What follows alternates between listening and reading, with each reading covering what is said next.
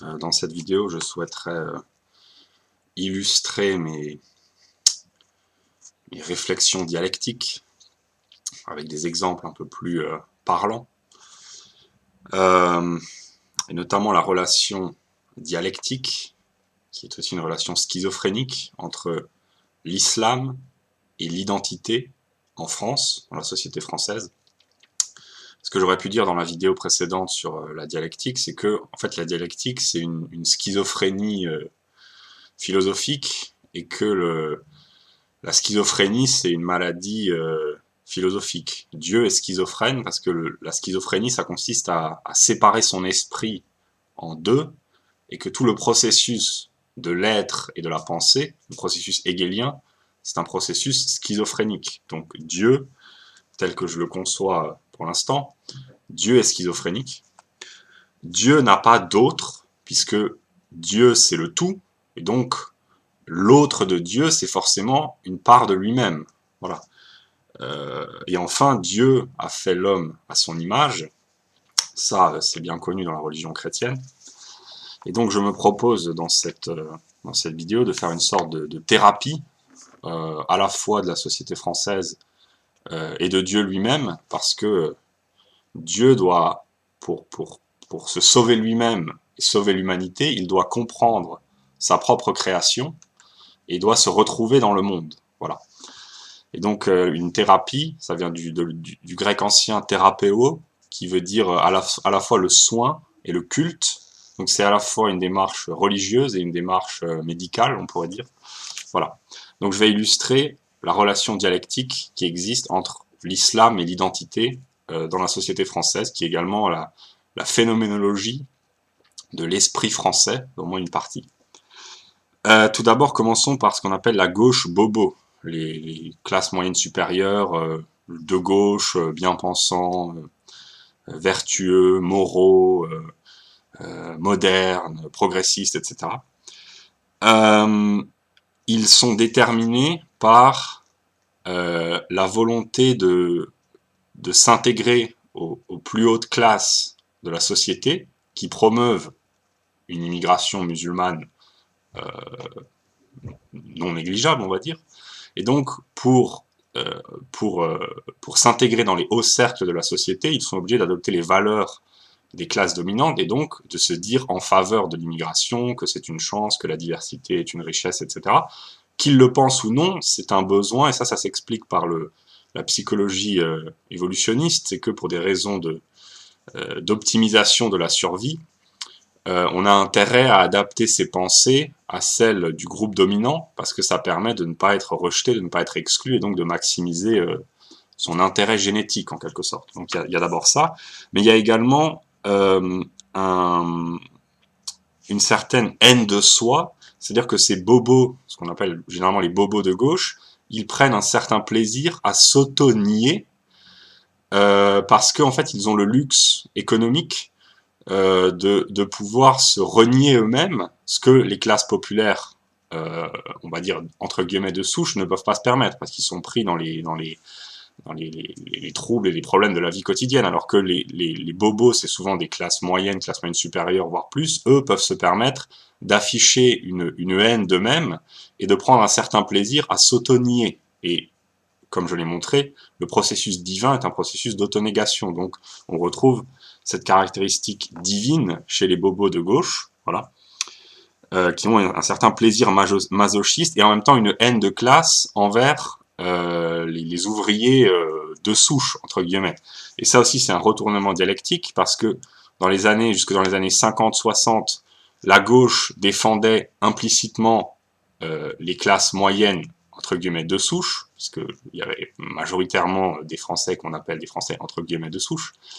C'était les catégories que défendait la gauche, et 50 ans ou 60 ans plus tard, c'est la catégorie de population que la gauche déteste le plus. Donc c'est un retournement dialectique. Aujourd'hui, l'ennemi pour le bobo de gauche, c'est l'ouvrier prolétaire blanc, en quelque sorte. Voilà.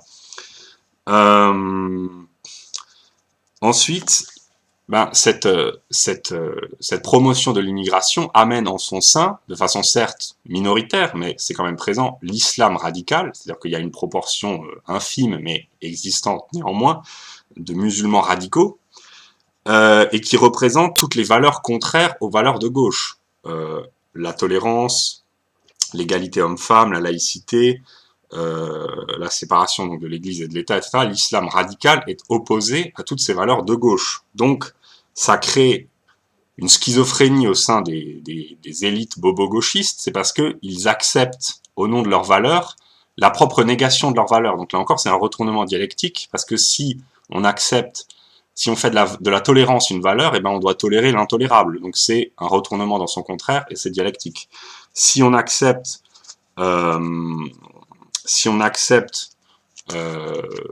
l'immigration sans restriction, je dis pas que c'est bien ou pas bien, j'explique simplement, c'est que la conséquence, c'est que si les musulmans deviennent majoritaires, ils voteront pour des partis qui mettront au pouvoir des groupes religieux, et donc la séparation de l'Église et de l'État, d'elle-même s'effondrera, c'est ce que montre le roman de Houellebecq, Soumission. Donc voilà, c'est aussi une valeur qui contient en elle-même sa propre négation. Voilà.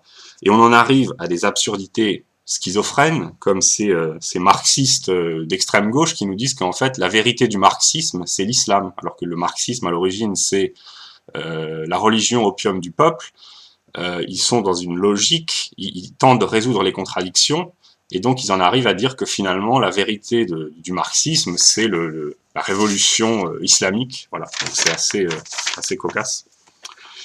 Donc ensuite on a la gauche qui rejette l'islam radical au nom de la République, au nom des valeurs de la République. Donc en définissant l'autre, ils sont pas contre l'islam, mais contre l'islam radical, donc ils définissent l'autre, et en même temps ils se définissent eux-mêmes. C'est une relation, encore une fois, dialectique.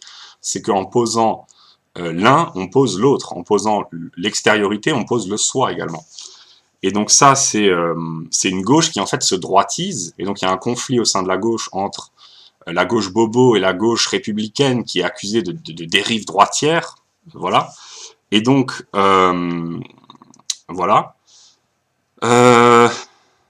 Et cette gauche, elle aussi est à l'image de Dieu, parce que Dieu cherche à se connaître, à savoir ce qu'il est. Et cette gauche, en voyant que les valeurs qu'elle pensait être les siennes entraînent la négation de ces mêmes valeurs, est obligée d'adapter de nouvelles valeurs. Donc, en fait, de se droitiser et de vouloir rester de gauche, tout en faisant des compromis, en quelque sorte. Voilà.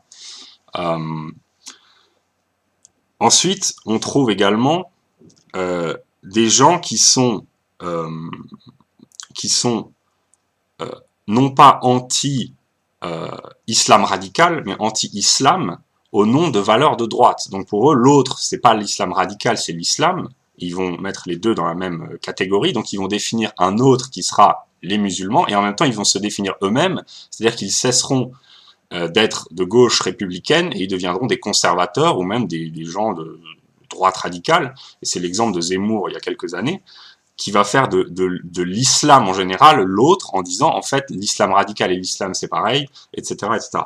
Et donc ils vont être forcés, en définissant l'autre de façon différente, de définir eux-mêmes leurs nouvelles valeurs, et donc leurs valeurs ce sera la famille, la religion, la solidarité ethno-culturelle, la bravoure, le sens du sacrifice, etc.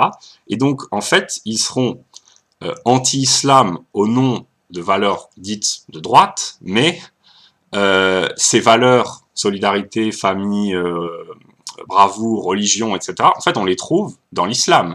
Donc, il y a à la fois une répulsion et une attraction, et Hegel nous dit que la répulsion et l'attraction ne peuvent pas se penser séparément, qu'elles sont unies par un lien logique. Et donc, on en arrive aussi à cette droite schizophrène qui, en fait, en voyant que le groupe auquel elle s'identifie, c'est-à-dire les non-musulmans, que parmi les non-musulmans, il y a beaucoup de gens de gauche, ils vont en venir à détester plus ou moins ouvertement entre guillemets, leur propre peuple, au nom de valeurs, pour le coup, qui sont partagées par l'islam radical. C'est-à-dire, en gros, le discours, ça va être les Français dits de souche, ou même les immigrés assimilés qui sont pas musulmans, ou qui sont musulmans modérés, ils sont décadents parce que c'est les valeurs de consommation, la société de consommation, l'hédonisme, etc. C'est la décadence. Au moins, disent-ils, les musulmans radicaux, eux, ils croient en quelque chose, ils ont une conviction, etc. C'est ce qu'on trouve un peu chez Soral et compagnie. Et même chez Zemmour, qui avait fait un fameux dérapage il y a quelques années, en admettant à demi-mot qu'il admirait, sans vraiment le dire, les terroristes, pour le coup, radicaux musulmans, parce que eux, au moins, ils avaient le courage d'affirmer leurs croyances et leurs valeurs, alors que le peuple que défendait Zemmour, lui, était, aux yeux de Zemmour, décadent, mou, ramolli, affadi, etc.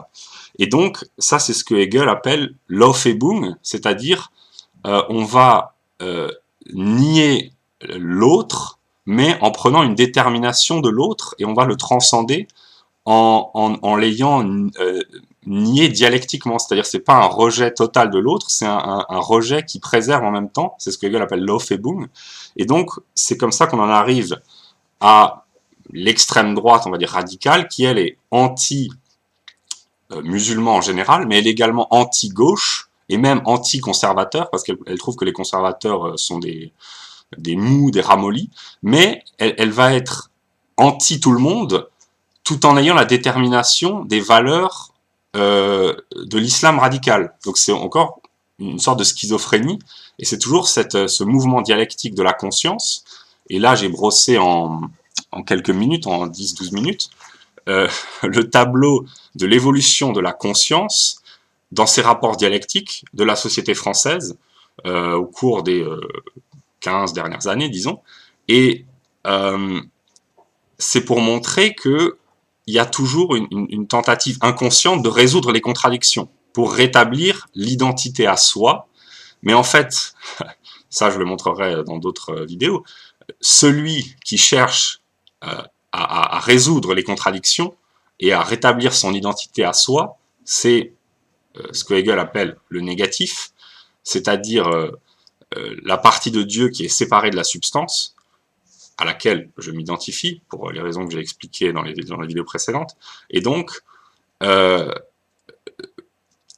comment dire, tout le mouvement de la conscience, parce que là j'ai brossé des figures de la conscience, comme on trouve dans la phénoménologie de l'esprit, qui sont celles que beaucoup de Français, que ce soit des musulmans radicaux, des bobos de gauche, des républicains de gauche, des conservateurs de droite, des extrémistes de droite, ça prend pas toutes les figures de la conscience de la société française, mais une bonne partie. Et donc c'est toujours cette relation réciproque entre l'autre et le soi, et on définit le soi en définissant l'autre et réciproquement, et on cherche toujours à résoudre les contradictions, ce qui nous force à évoluer, à changer, à transformer notre état d'esprit, notre état de conscience, et c'est ça qui provoque à la fois le mouvement de la conscience et le mouvement politique, culturel, social et religieux. Voilà.